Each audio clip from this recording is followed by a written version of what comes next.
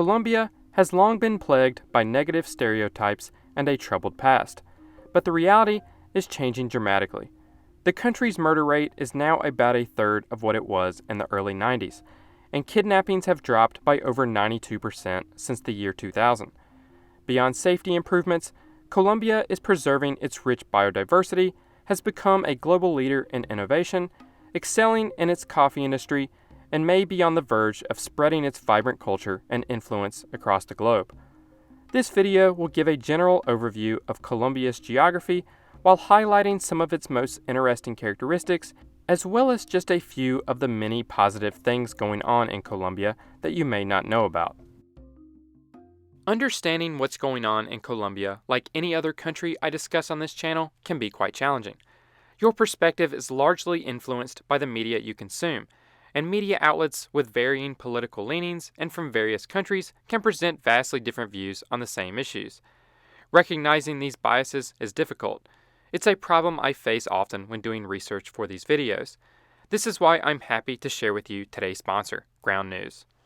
Ground News is a website and app that lets you compare and contrast news stories from thousands of outlets around the world and across the political spectrum. Let me show you how it works. Take a look at this story about Colombia's capital, Bogota, to ration water as reservoirs dry. First, you get a comprehensive overview of the key issues. Then, you can see the bias distribution, factuality ratings, and see what companies own the media outlets covering the story. You can also compare headlines to see different perspectives. One of my favorite features is the blind spot feed, which shows you stories only being covered by one side. So, if you want to become a smarter news consumer and understand how the media shapes our worldview, then use my link in the description below at ground.news/geographygeek. By signing up through my link, you'll receive a 40% discount on the Vantage plan, which provides unlimited access to all features. You can also scan the QR code on screen. Only Brazil surpasses Colombia in terms of biodiversity, but Brazil's land area is about 7 times larger. Colombia hosts 10% of the planet's species, within just 0.8% of the world's land surface. The country is home to around 1,900 bird species, which account for about 18% of the global total. This is more bird species than Europe and North America combined. Additionally, Colombia leads in the diversity of orchids and ranks second for freshwater fish, plants, amphibians, and butterflies. It is third in reptiles and sixth in mammals. Of course, Colombia's geography is largely why it is so biodiverse. Just take a look at this climate map. There are 13 different climates ranging from tundras to hot deserts. 13 climate zones is pretty high, especially for a country of this size. However, it's far from the most diverse in the world, so it doesn't fully explain the biodiversity. Similar climates are separated by the Andes Mountains, facilitating the development of different species, and it has coastlines in 2 different oceans. Colombia can be divided into 6 very distinct natural regions. This is the Andean region, named after the Andes Mountains. The climate and vegetation vary with elevation, featuring both low-lying valleys and mountains up to 5,500 meters high. A couple notable features are the Cocora Valley wax palms, resembling Dr. Seuss creations. They are the tallest palms in the world, reaching up to 200 feet. And the Sumapaz Péramo, home to South America's only native bear species. This region's varied climates make it Colombia's most biodiverse area, and unlike most countries where populations are concentrated along coasts, Colombia's Andean region is home to the majority of its 50 million people. The first inhabitants were drawn here by the temperate climate and fertile volcanic soils, ideal for agriculture. The mountains provided essential water resources for drinking and irrigation. Of course, this remains true today, but as urban centers like Bogota, Medellin, and Cali formed, offering better opportunities and services, more people were drawn to the region. Next is the Amazon region. It's covered in tropical rainforest and home to the highest number of fish species of the 6 natural regions due to its numerous rivers and streams. Aquarium enthusiasts might recognize fish native to the area, such as the red belly piranha, cardinal tetra, the talking catfish, and the rummy-nosed tetra. The region is home to Colombia's largest national park, which covers over 4 million hectares of rainforest and possesses the world's most significant collection of prehistoric art, with over 75,000 paintings estimated to be up to 20,000 years old. This region also features Caño Cristales, known as the river that ran away from paradise. During the brief period between the wet and dry seasons, a unique plant lining the river floor turns red. Protecting Caño Cristales is Sierra de la Macarena National Natural Park, which sits on the borders of the Andes, Amazon, and our next region, the Orinoquia, which is characterized by a tropical savanna climate with distinct wet and dry seasons, and wetlands along the rivers. Notably, this region is home to the endangered Orinoco crocodile and the Maypures Rapids, once called the eighth wonder of the world by 19th century German explorer Alexander von Humboldt. The rapids are located in El Tuparo National Park, which spans around 550,000 hectares and includes 5 types of riparian forests. The park is home to at least 320 bird, 17 reptile, 27 fish, and 74 mammal species, including the jaguar. The Caribbean region also contains Colombia's largest swampy marsh, covering 45,000 hectares, and is home to hundreds of plant and animal species. South of the Caribbean region lies the Pacific, or Choco region. It's characterized by dense rainforests, rivers, swamps, and mangroves. This region includes the Darien Gap, a 66-mile wide break in the Pan American Highway, shared with Panama. The thick forest and marshland have prevented the highway from connecting through the gap. Within this area is Los Catios National Natural Park, a UNESCO World Heritage Site known for its rare plants and wildlife. The park is home to at least 450 bird species, over 25% of the country's total, despite the park covering less than 1% of Colombia's territory. Our last region is the insular region, comprising of islands located outside of the continental territory in both the Pacific and Atlantic Oceans. These islands host vital marine ecosystems with numerous coral and aquatic species, as well as unique land species. One such island is Gorgona Island. Isolated from the mainland for thousands of years, it has developed unique species, including the blue anole, the only all-blue anole lizard in the world. Gorgona is famous for its venomous snakes. Because of the snakes, visitors are only permitted on the beach in front of their rooms unless they are accompanied and wearing boots. Offshore, you can encounter hammerhead sharks, white-tip reef sharks, whale sharks, sea turtles, and moray eels. The island is also famous for the annual migration of humpback whales. Additionally, the insular region includes the islands of San Andres and Providencia in the Caribbean.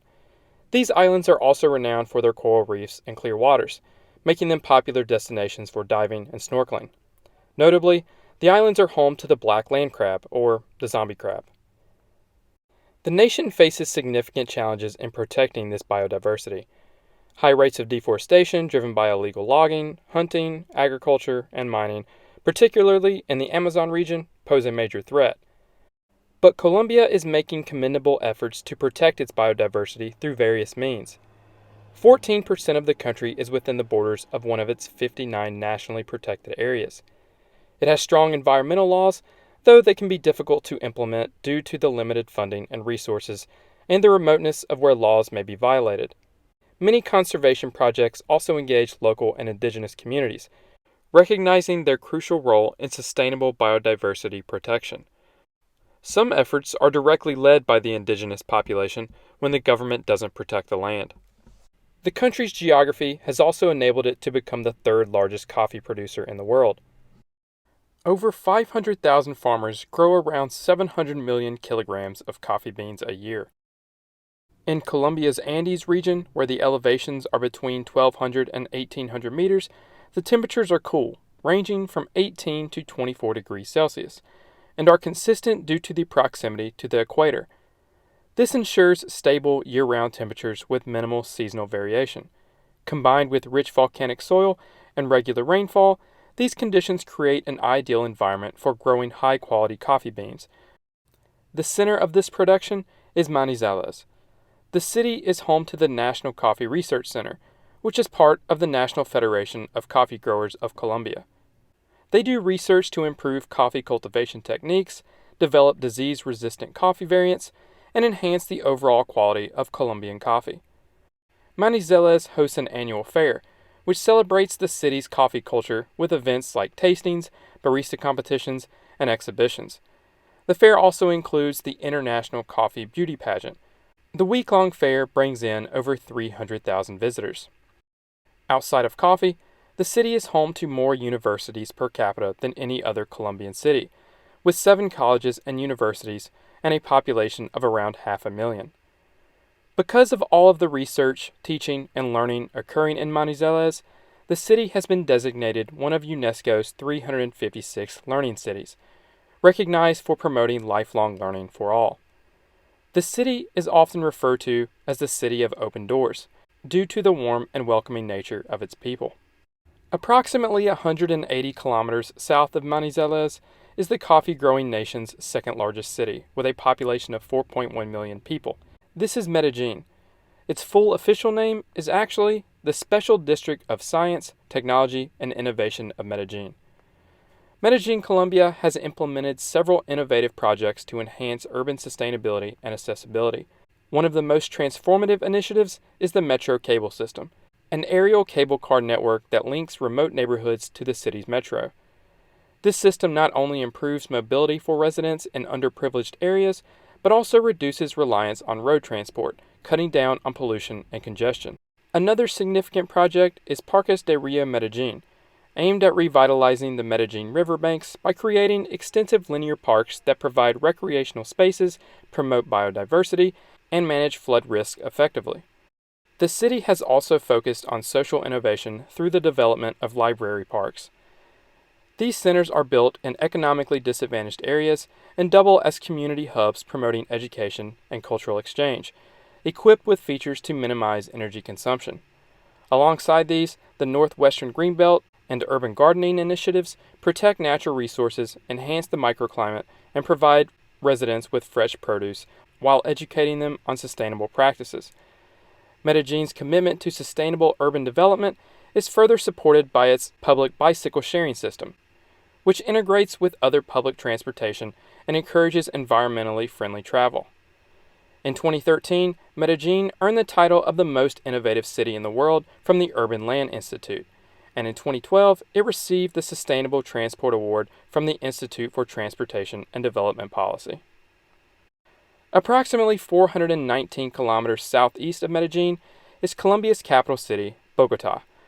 With a population of approximately 11.7 million, it's easily the country's largest urban area.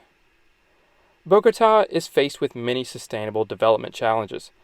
Bogota has grown and continues to grow at a relatively fast pace, with a population that has doubled since the mid-80s and is still growing at 1 to 2% a year. The city's infrastructure, housing, transportation, and public services struggle to accommodate the growing population. Consequently, this has spurred the expansion of informal settlements like Brazil's favelas, exacerbated inequalities in living conditions, strained the city's natural resources, and increased pollution levels. But it doesn't mean its leadership isn't up for the challenge. To improve its pollution levels, the city is transitioning its public transportation bus fleet to electric buses. As of 2024, Bogota is home to 1,485 electric buses. Cars are also banned on certain days. The specifics of the ban can vary. It is usually on the last digit of the vehicle's license plate and the time of day. The specifics can change based on predicted traffic conditions. There is also an annual car-free day every year throughout the city, and some roads are closed to cars on Sundays. People either get around by walking or by bicycle. One of Bogota's former mayors really stands out as innovative. Antanas Mocas, the mayor from 1995 to 1997 and again from 2001 to 2003, once hired 420 mimes to make fun of traffic violators because he believed Colombians were more afraid of being humiliated than fined by police. To address the issue of violence against women and promote safety, Mocas organized a Night of the Women. He asked the men of Bogota to stay home and take care of household chores, while women were encouraged to go out and enjoy the city, highlighting the need for gender equality and safety. When he asked residents to voluntarily pay an extra 10% in taxes, 63,000 people actually did so. Mocha's introduced a card system where citizens could give each other thumbs up or thumbs down cards. To encourage water conservation during a severe drought, he appeared on television taking a shower and turned off the water while he soaked up.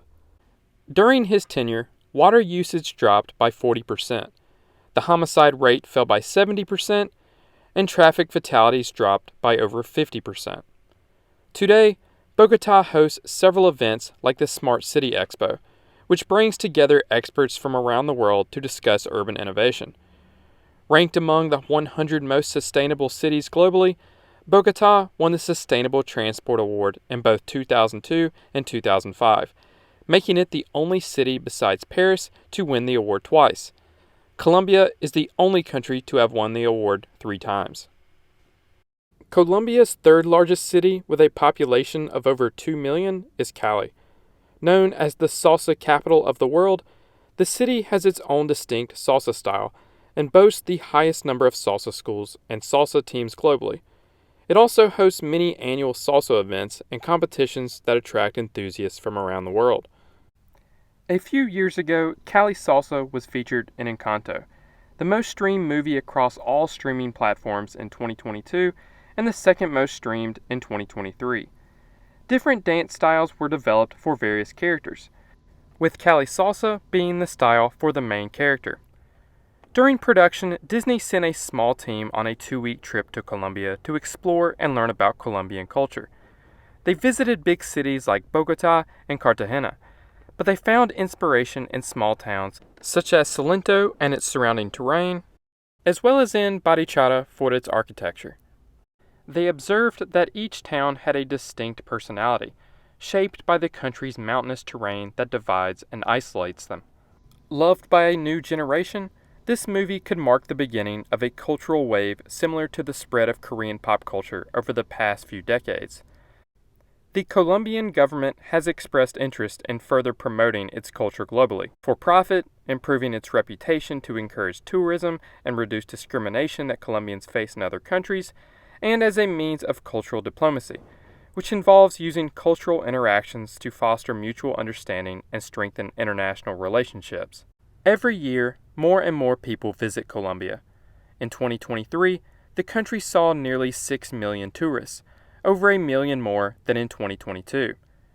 In Cartagena, a city with a population of just over 1 million, cruise tourism is rapidly expanding.